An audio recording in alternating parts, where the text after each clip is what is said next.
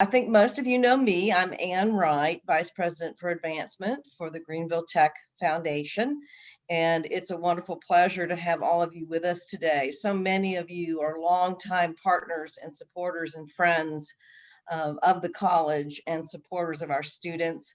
Some of you are interested in how you can be of support to the college and our students. And so we're really excited to be able to have this lunch and learn today without the lunch, so that you can learn more about a very exciting program.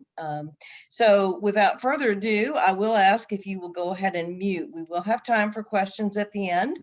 Also, we have a couple of staff people on the line who will also monitor the chat box in case a question comes to you and you just want to get it in there. They'll check it, but we'll do our questions at the end.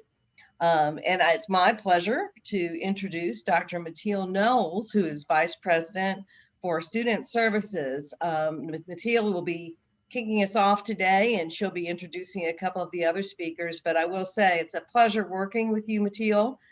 So much of what we do here at the foundation goes hand in hand with what your team and Student Services does hands-on in face-to-face with our students. So we appreciate the partnership within the college, and I'm going to turn it over to you. Thank you, Ann, and good afternoon, everyone. Yes, it has been an amazing partnership with the Greenville Tech Foundation under your leadership, Ann, and your team is amazing. And so I thank you not only for putting together today's event. I'm really excited to participate, but also everything else that you do to support students. When I talk about the foundation and your team, I often say, you get it. You really get it. And so that makes partnering with you incredibly easy. So I'm thrilled to have this opportunity. I'm so glad you're doing these lunch and learn events. And I'm glad that today's focus is on one of our most exciting and successful programs, the African American Male Scholars Initiative. And you'll be hearing more about that shortly. But to offer some context, I want to talk to you just a few minutes and give you a high-level overview about Greenville Technical College. It's amazing when we are engaging with people in the community. It's amazing how little people know about our college sometimes. It's one of the best kept secrets. So I want to start there, and then I'm going to hand it over to the experts to talk to you more about the actual initiative. So Greenville Technical College is part of a statewide technical college system. We are actually one of 16 technical colleges in our state, and we're actually one of the 3 largest. The other 2 that are in the similar size are in Columbia and in Charleston. And we're actually the only public college that's based in Greenville. And people don't always really think about that, but we're the only public college here in Greenville. Others have satellite locations in Greenville, but we're the only public college in Greenville. So we are very proud of that and the area that we serve. We serve Greenville County, and being a one county institution is also quite beneficial to us. And some of the other colleges in the state don't have that opportunity. For example, Piedmont Tech and Greenwood serve 7 different counties, and a lot can come with navigating all of that. One of the things we like to point out is our accreditation status. This used to be called regional accreditation, and now it's referred to as national accreditation, but our college is accredited by the Southern Association of Colleges and Schools Commission on Colleges. What that means is that we have been vetted and validated through the same accreditation agency that provides accreditation for Clemson, USC, Furman, University of Alabama. And that means that our faculty credentialing, the quality of our programs, the way we measure student success, the way we transition programs, the way we handle transferability of our courses is held to the same standards as every other highly regarded college and university within this accreditation organization. So we're not only proud of that, but we like to point that out to prospective students and their parents, because it should be considered as part of the decision-making process when it comes to how students are going to invest their time and their resources. We talk a lot about getting started at Greenville Technical College because sometimes people aren't aware of some of the benefits. And so our tuition is significantly lower than many colleges and universities, and that starting can sometimes even start in high school. We have a very robust dual enrollment program that we refer to as early college.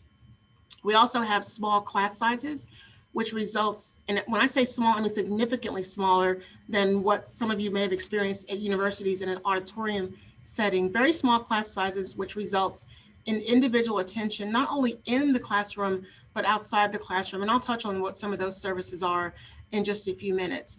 Top-notch faculty. We have many faculty here who possess terminal degrees and are not only experienced in the classroom, but are experienced as practitioners as well.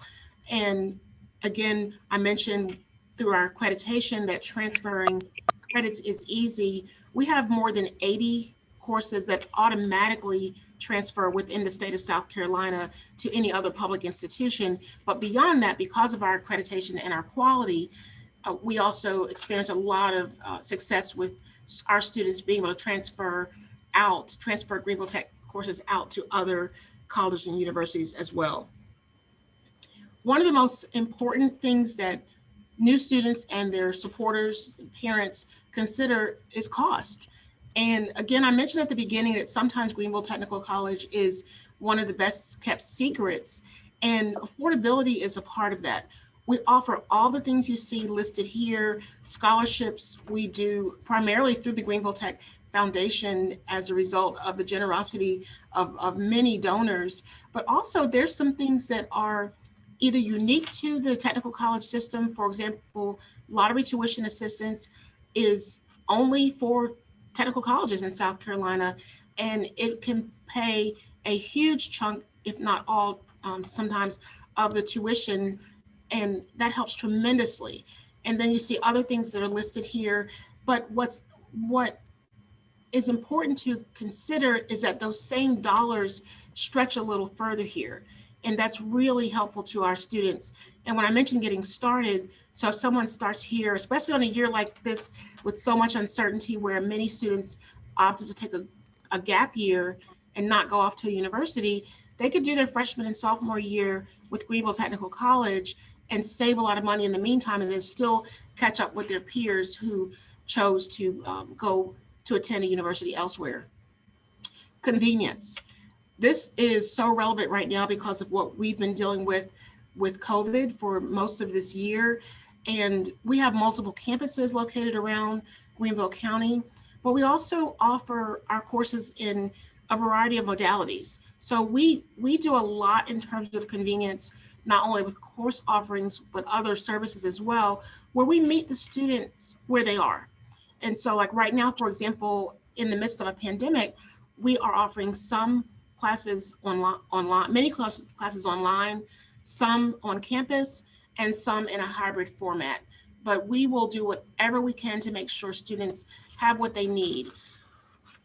While we're not focusing on academic programs of study, I want to point out that we have more than 100 programs of study for students to choose from, and many of those transfer to other universities, but there's literally something for everybody here, depending on what their personal and professional and career goals might be. And so I invite you to explore more about that as well.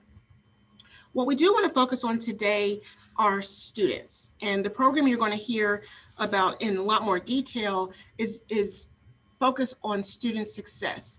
And in our division, I lead the Student Services Division. We have a list of reminders that most of us keep on the wall in our office. And one of those parts reads that students are the most important people on our campus.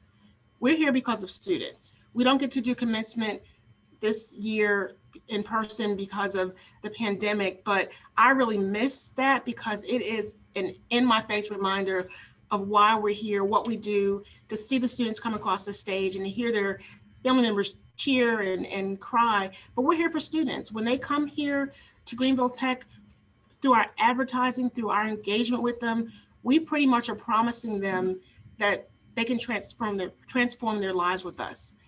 And as we know, that's often generational. So we constantly remind ourselves that we're here for students. And this is our mission statement for our division, which is all focused around providing excellent services that promote student success in a safe and inclusive learning environment. So this inclusivity shows up in many ways, definitely in the program you're going to hear about today, but this is just a quick framework for how we deliver services for students in our division and in other parts of the college. And the African American Male Scholars Initiative touches on many of these areas, and definitely the diversity, equity, and inclusion to support the needs of a group of students who need it the most. But in our division, we do everything from enrollment services. We help students get started, we help them apply to the college, navigate all the steps to get started and get registered for their first semester. We immediately provide all sorts of support services, not only in the beginning, but throughout their life cycle as a student. We engage with them. There's a lot of research that shows that students who engage outside the classroom are more successful and more likely to persist and be retained and complete their educational goals. I don't have time to go into it today, but we have an amazing campus life team, and they have not missed a beat during this pandemic and have done an incredible job of keeping students engaged and informed. Diversity, equity, and inclusion, we do all sorts of things. This past Friday, our students participated in a Courageous Conversation series led by Wendy Walden, who leads that area of our college. Health, wellness, judicial.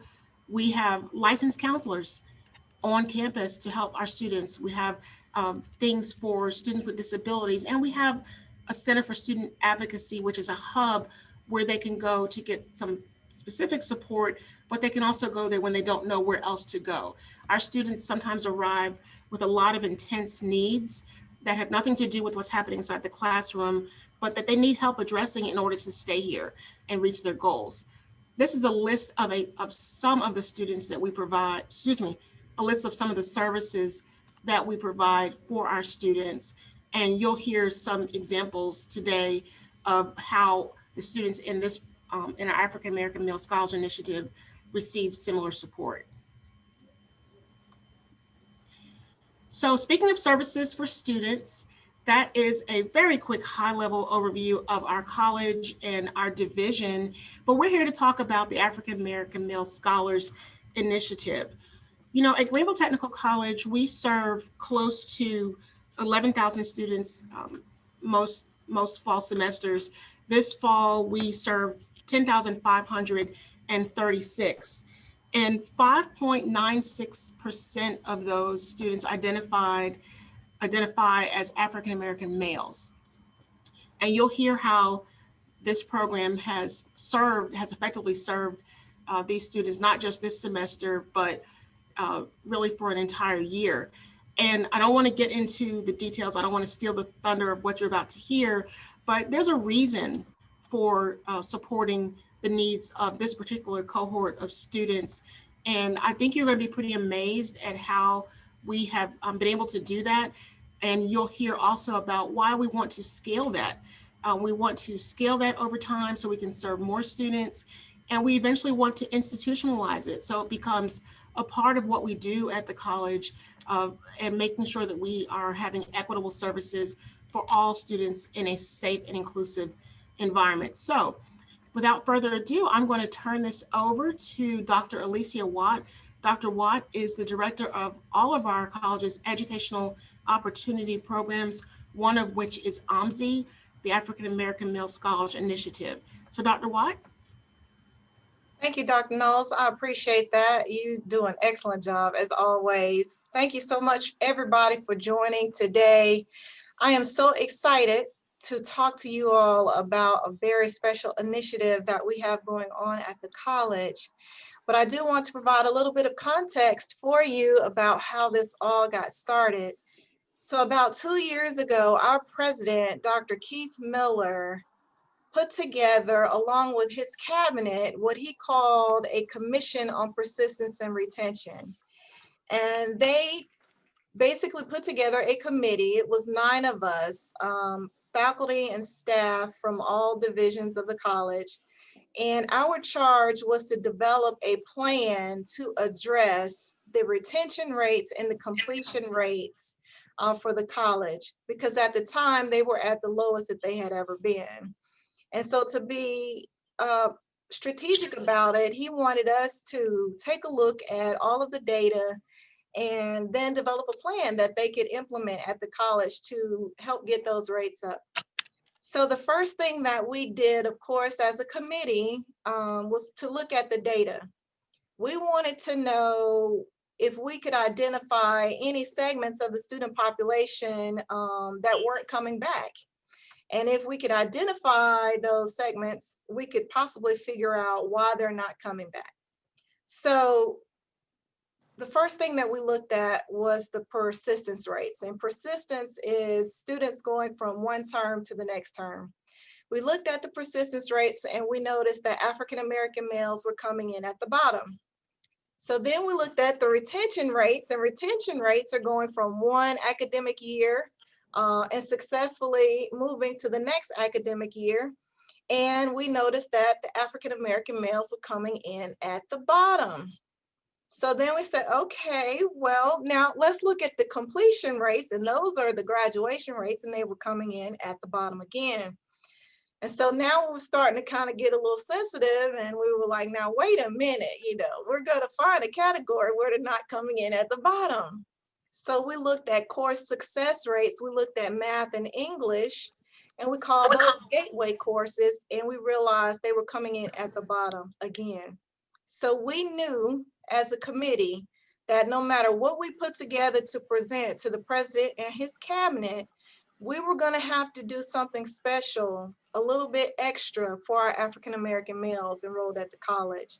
So if you will notice on this particular slide, our retention rates from the fall 2017 to fall 2018 for the college as a whole was 52%.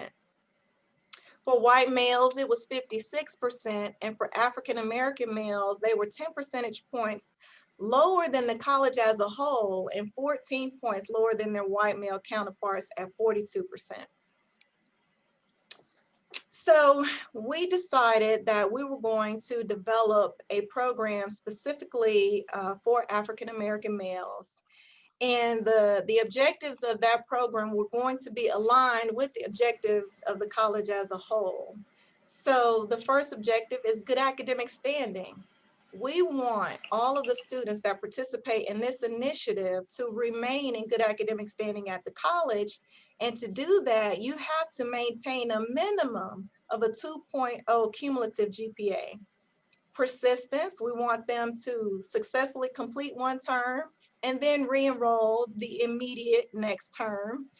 Retention, we want them to complete one academic year and then re-enroll the next academic year. And we want them to continue doing that all the way to the finish line. So for this particular initiative, we did not reinvent any wheels. We looked at evidence-based programs that were already out there. And what we did was what we call the buffet method. We pulled evidence-based strategies from different programs all around the country, and we developed a case management model specifically targeted towards the success of African-American males. So the first thing we do, of course, is the students have to apply to be in the initiative, and they are scored. It's a point system. And then once the students are accepted, the very first thing that we do with them is a needs assessment. We need to know on the front end all of the barriers or potential barriers to success that a student may have, so that we can connect those students with the resources either on campus or in the community that he needs, so that those issues don't have an opportunity to affect whether or not he is going to be successful in school. Then we do a very intensive academic advising. So our students work with their coordinators, and we work with them and develop a graduation plan. So they know exactly what to take semester by semester all the way through graduation. We take the guesswork out of it for them. And I already talked about the resource connection. We also do academic monitoring, which is super cool because Greenville Technical College has a new software system called Civitas. And Civitas is a predictive analytics tool that allows us to every single day look at percentage points and determine how likely a student is to persist to the next term. So we're able to look at our cohort of students, and if those students are scoring in the low category, which means there's a very low chance that he will persist to the next term, we can intervene early. We can contact that student to find out what's going on and then offer assistance. And that has been an extremely valuable tool to us. And then we also just piloted professional mentoring this particular year. And we're really confident that with this case management model that our students are going to be successful. We have a full-time staff, a full staff dedicated to these young men. Of course, myself, I'm the Director of Educational Opportunity Programs. We have a full-time director, 2 full-time academic coordinators. We have a part-time mental health professional dedicated specifically for them, and we have a part-time administrative assistant. So 2019 and 2020 was our first year for AAMSI, and we were able to serve 121 African-American males. The goal was 100, but of course, you know, we were like, okay, we can accept 2 more. Okay, we can accept 4 more. And then before you knew it, we were at 121 African-American males, which at the time, that was about 12% of the total African-American male population at the college. 75% of those students were first-generation college students, which means neither one of their parents have a college education. 77% were low income. This is according to the federal poverty guidelines. 12% either had some type of physical or learning disability, and 67% of them were working and going to school at the same time. Last year, we provided, in addition to everything that I talked about, we provided some specialized services thanks to some funding that we received. We had 18 lunch and learn events. These are workshops that we present to the students. They come in, we have a presenter, and they're able to, of course, eat lunch for free. They love that. We issued 26 gas cards, which helped our students if they were having problems paying for transportation, getting to and from campus. We awarded 22 textbook stipends. We provided personal counseling to 10 students. And during the pandemic, when we had to go remote, we purchased laptops for 5 students. Okay, I am going to now introduce you to Ms. Kia Keaton. She is our director of the African American Male Scholars Initiative, and she's going to share some of the results of the first year with you. I am so sorry. I'm hoping still.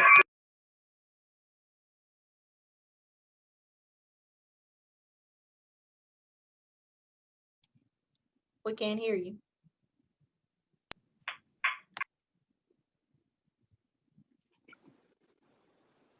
Okay, I am on the phone, so I'm hoping that you can hear me. Shake your head yes. Okay, great. I'm sorry for the confusion.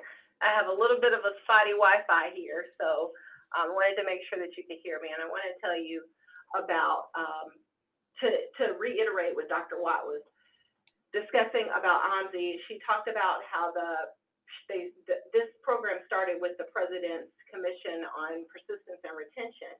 And it started when she got together a group of African-American males for a focus group and asked them what their needs were. And you can see here that we decided to work this program around exactly what these students needed. One of the very first things that the students said they needed is a sense of belonging. And so our idea is to have an inclusion or a brotherhood of these students. Oftentimes they are at a 2-year institution and want even a fraternity. So this gives them that sense of brotherhood. they have a hard time to understanding how to visualize the future, and we're hoping that allowing them to be in this program, they can see that there are so many possibilities beyond Greenville. This is Ann. If you can speak a little louder, or we don't mind even if you have to put the headpiece to your ear, you probably have it on speaker. That way I think everybody can hear you better. Okay, is this better? Yes, much better. Sorry to Okay, interrupt. Okay, thank you so much. So we have a dedicated advocate. I was saying that this allows the students to have a sense of brotherhood and a visualization of the future, and also allowing them to have a dedicated advocate. And time again, this is important for our students. Just this week, a student had an issue in housing and was able to talk to his coordinator and work with us to help him resolve that issue. So sometimes they just need a cheerleader in their corner. We also offer a connection to resources, which is also very important. Right before I got on this call, I just got an email that we have some other housing options for our students who are constantly in need of all sorts of resources. Next slide. So just last year, let me stop here and say this, that I started as the director of the African American Male Scholars Initiative in July of this year, but I have been working with this program since its inception, just as a something that's been on my heart to do. So it is very important to me in so many aspects, but specifically now that I am the director of the program, I am so proud to say that we had 6 graduates last year. We had 14 on the dean's list, and we are starting to get those reports now as their grades are coming in for this semester. So we will be excited to report what that means for this semester. Last year, from the fall of 2019 to the spring of 2020, the persistence rate for the African American male scholars was 72%. And the retention rate from last fall of 2019 to this fall of 2020, it has been 60%, which is still well above the African American male average as a whole for Greenville Tech. So we're already seeing that our efforts are helping our students. And you can see here exactly what that persistence rate looks like. So the AAMSI students are at 72%, and the African American males as a whole are at 66%. And we are holding steady, trying to get to the Greenville Tech average of 75%, and hopefully getting to their white male counterparts who are at 80%. Next slide. So here, I won't read each of these, but I want you to see all of the great things that our scholars are saying about this program. We will have an orientation for at least 6 new scholars tomorrow.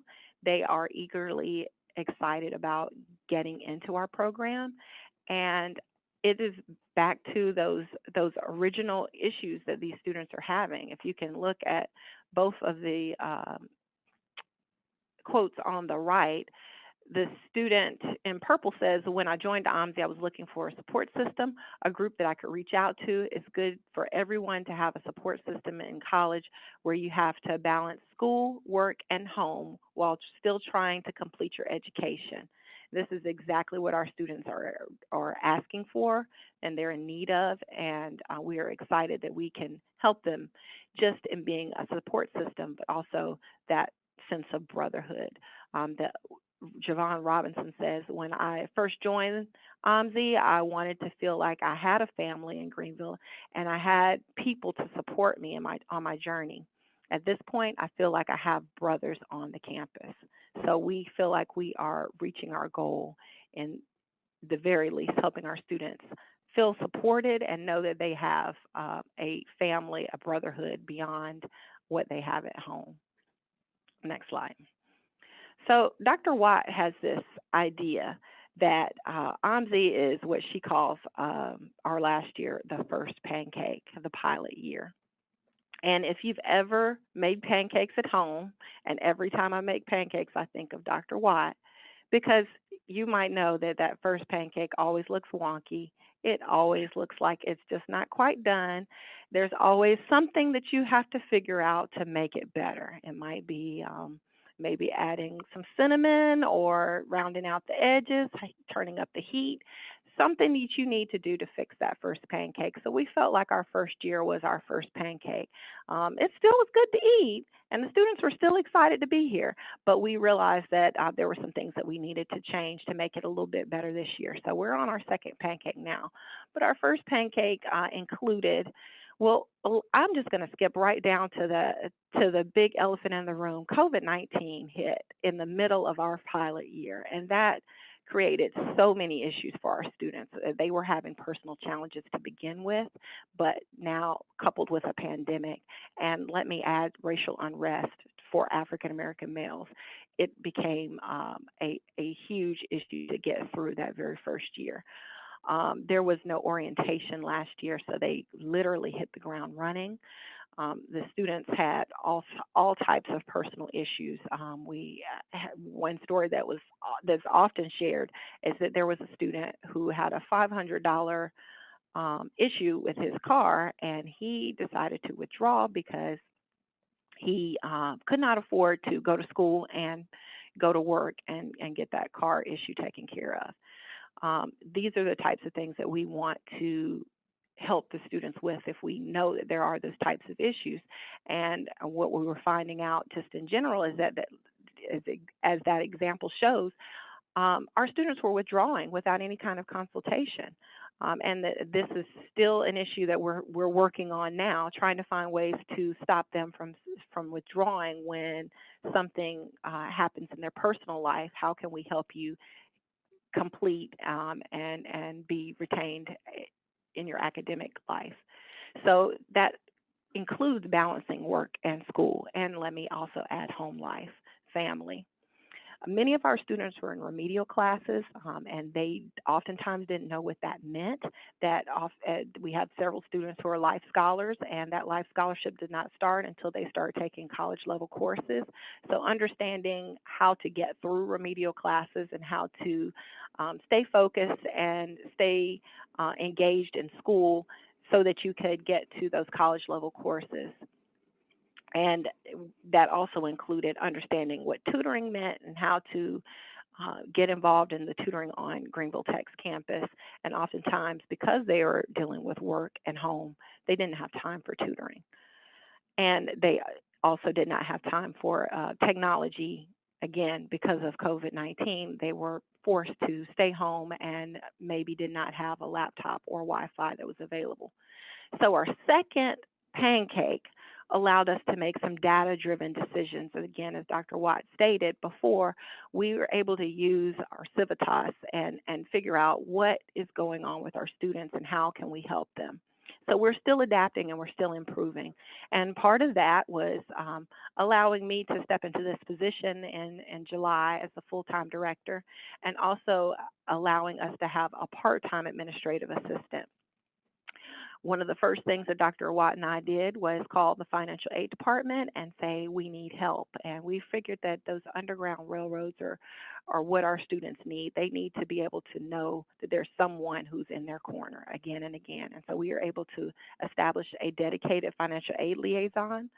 We have Monday morning meetings for our staff. We have established new work processes and new processes for them to apply and be accepted. And part of that, again, as I stated, for tomorrow, we have a new student orientation.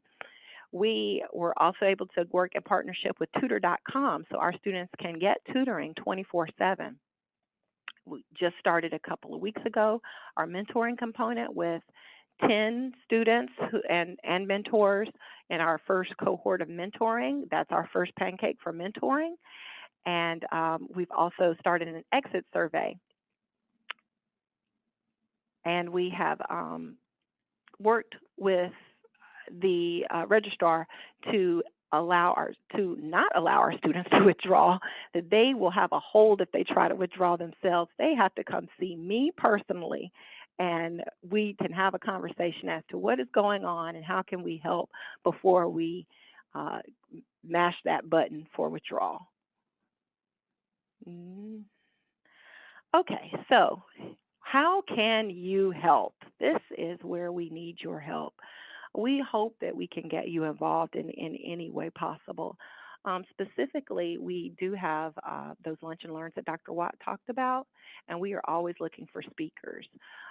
We want to help our students specifically with financial literacy. It continues to come up as an issue that our students need help with, understanding the work-life balance and goal setting, et cetera. Anything you think our students might need and you are an expert at, please talk to me, and we'd love to establish some sort of mentorship in any way, whether it be a lunch and learn or you want to get involved in our mentoring component.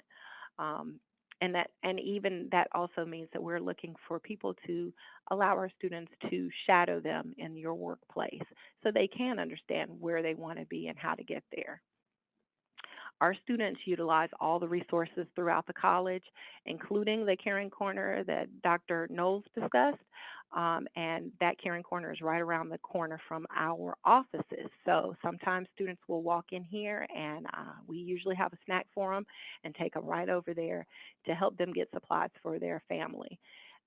So if you would like to donate to our Caring Corner, we would greatly appreciate it. And I am going to turn it over to Ann. Thank you so much, Kia and Dr. Watt. The last box here, invest in our students. As we started out, many of you already do in a very big way, and we thank you for that. There are many ways to help financially. It can be as simple as making a donation to the Caring Corner, which can actually be done on Amazon.com. They have a wish list and it can be sent straight there. It can be something as simple as that. We also provide scholarships for students. That's an extremely important way to make sure that they succeed. This past year, many of you helped in that arena. We had 467 students receiving over $375,000 in scholarships. And another way that many of you have helped is in student emergency needs. And yes, as a result of the pandemic, our demand has jumped 78% this year over last year. And by student emergency needs, we mean things outside of tuition. It could be the car repairs that Kia mentioned, where the student actually withdrew because he couldn't make the car repairs, couldn't get to school. And those are the kinds of things that we're hoping to help avoid through our student emergency needs programming. And we certainly have seen a huge increase. Many of them also are needing help with some of the kits that they're required to have depending on the career pathway they're in, could be in automotive or aviation. Some of them also have a lot of testing fees, especially if you're in the health services arena. So we do have a huge need for help in our student emergency need arena. We were able to help 167 students so far this year with over $55,000. We do work very closely with our community partners who can also help our students potentially. It might be with rent or utilities, something that they are already doing that we can refer our students to. But there are so many different ways, so many needs. And certainly with this program, the African American Male Scholars Initiative, we want this program to continue. We've received a lot of wonderful seed money. As Dr. Knowles mentioned at the beginning, this program will be integrated. We want to expand it, and the college will simply absorb it. But we still have a little ways to go. So you can actually specifically support this program or other programs in student services. So with that, I want to give us time and open it up for questions. So we just ask that you unmute and feel free. You can direct your question to any of the four of us or just in general, and one of us will chime in.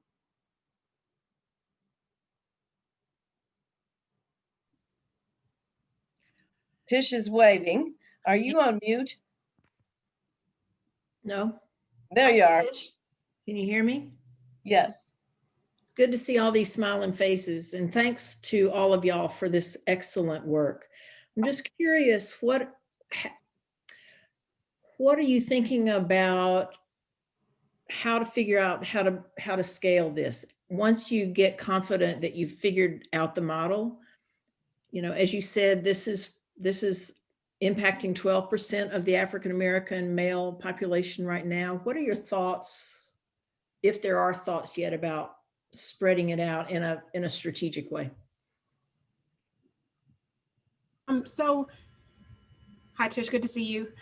The idea, of course, is to eventually scale in a way that would allow us to make this available to all of our African-American male students. This is a national problem, a national crisis that's shown up at Greenville Technical College. So I'm glad we're able to support some, but many more do need it. And I think some of our early thoughts and conversations are going to involve eventually phasing in some of our other existing resources at the college. And like Ann said, eventually just blend this into what's already happening at the college. Right now, the initiative as it exists is using a wonderful case management model and providing a lot of the services in-house. We want to help our African-American male students learn how to navigate not only those that are provided just for them, but the existing services at the college that they don't typically, opt to engage in on their own. And that'll require resources, that'll require training for others who can add on to what's happening with our current initiative. And so training so we can scale up in terms of utilizing other resources and scaling up in terms of being able to open it up to more than 100 students that we target.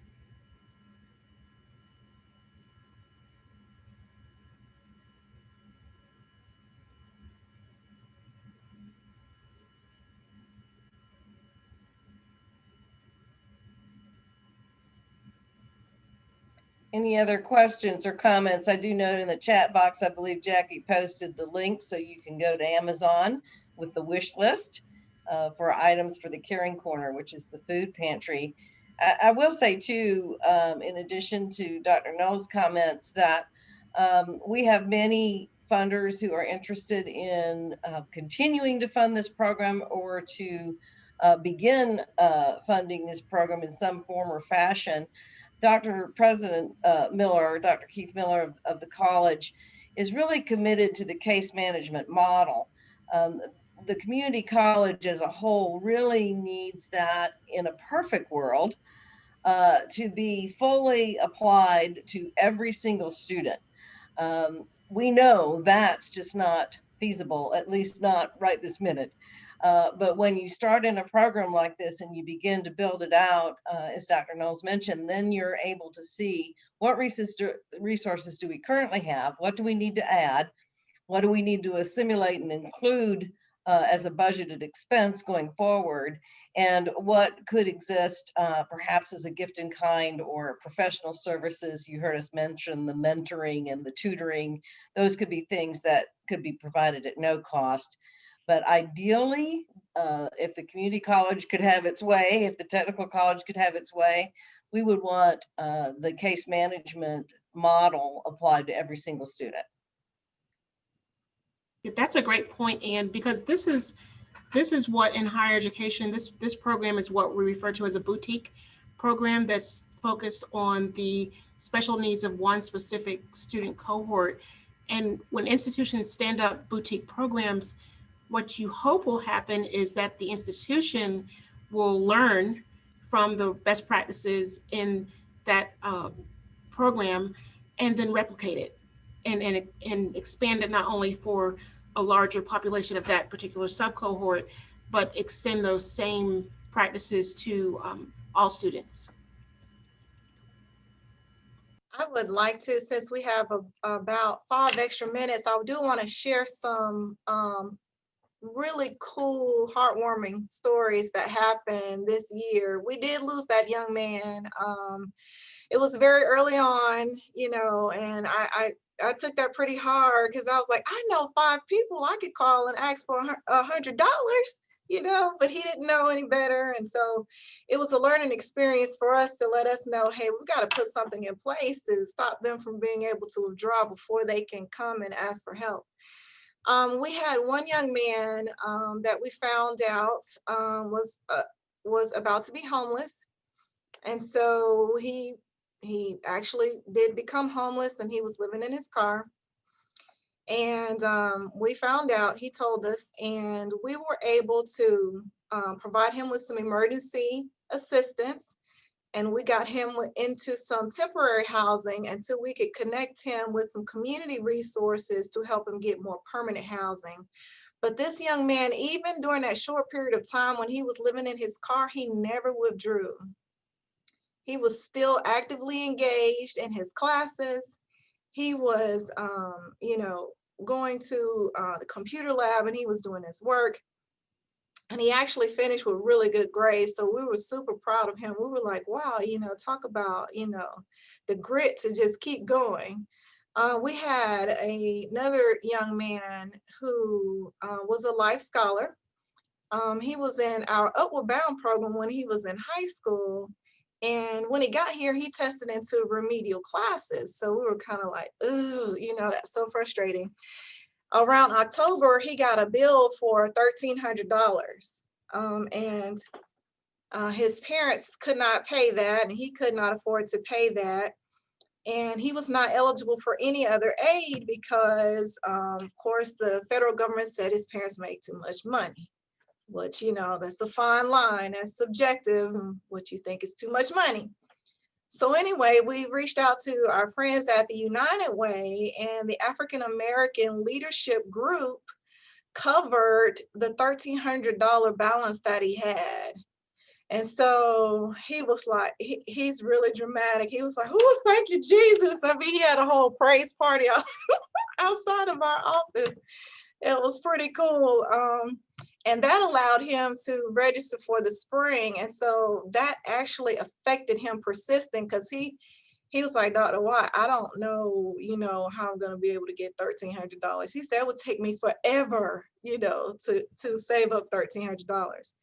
So we appreciated the African American Leadership Group, with the United Way for investing in that young man's future. So, and then we have another young man, and his name is Levias. I don't mind sharing his name. He was one of our life scholars, and a few days ago, he reached out to Kia, and he was like, I don't think I'm gonna pass these classes. I don't know what to do. And she was like, well, I'm in a conference. I'm gonna connect you with somebody that's gonna talk you off the ledge. And so she connected him with someone else, and she was like, listen, you just gotta tough it out. You can do this, just buckle down, study, for your finals. So anyway, his mom posted a video on Facebook yesterday of him having a whole praise report.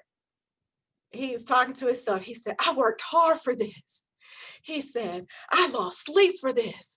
I did it. I got to be in this class. And so he's just having a whole thing. And I don't think he knew his mom was recording it. So I said, Kia, please ask his mom if we can repost that on our Instagram page, because he was so excited that he pulled out a B in his English 102 class, because he really did not think he was going to pass.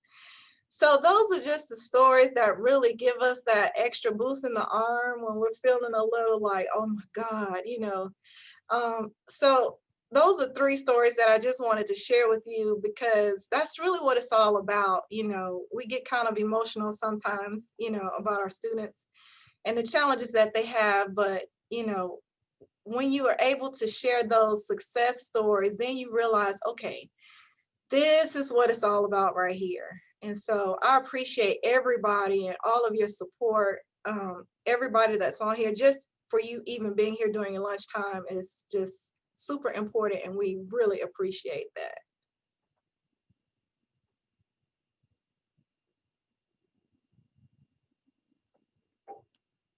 I can't see. I need to put my glasses on. Can somebody tell me what to see? I'm 46 today. Is my birthday, and I'm having to do the glasses and the contacts. That's right. Happy birthday. Like, so Matt Giddens said, could we get this program's impact data that you shared on this call to include in our funding requests? Yes. Yes. This information would greatly help to assist with explaining the engagement, opportunities, student impact, and low-income needs for supporting the program. And then Deb McKetty said, so proud of your work. You're making a difference. Happy birthday, Alicia. Thank you, Deborah. Don't see any other questions in the chat at this time.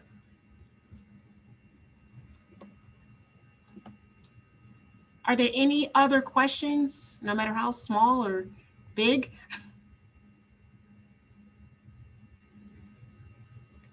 All right, well, to echo what Dr. Watt just said, thank you for your time, but also thank you for your interest. Like I mentioned, this is a national issue, and I'm so proud that we are at a college where we can partner with a foundation and a community that is allowing us to address this.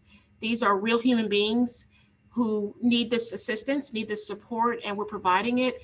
And our outcomes are beginning to show that it's helping. And of course, this helps not just these individuals, but it helps the community, and it helps families and ultimately generations. So thank you for your interest in this group of students. Thank you for your interest in our college. Thank you to the foundation again for hosting these opportunities, these lunch and learn opportunities. It's a unique way to come together and engage in the midst of a pandemic, but still keeping students first. And thank you for those who are leading the African American Male Scholars Initiative at our college. It is a lot of work, and but as you can tell from their remarks, they're doing it with a lot of heart. So I just want to thank you for your time again and wish everybody a safe holiday. Our college is going to be closed after next Friday with the exception of December 28th through the 30th. But we just want everyone to be safe, and we look forward to participating in more lunch and learn events next year. So with that, I think we are adjourned. And again, thank you to the foundation. Thanks, everyone. Thank you. You all have a great day. Thank you. Bye. Thank you. Thank Bye-bye. you.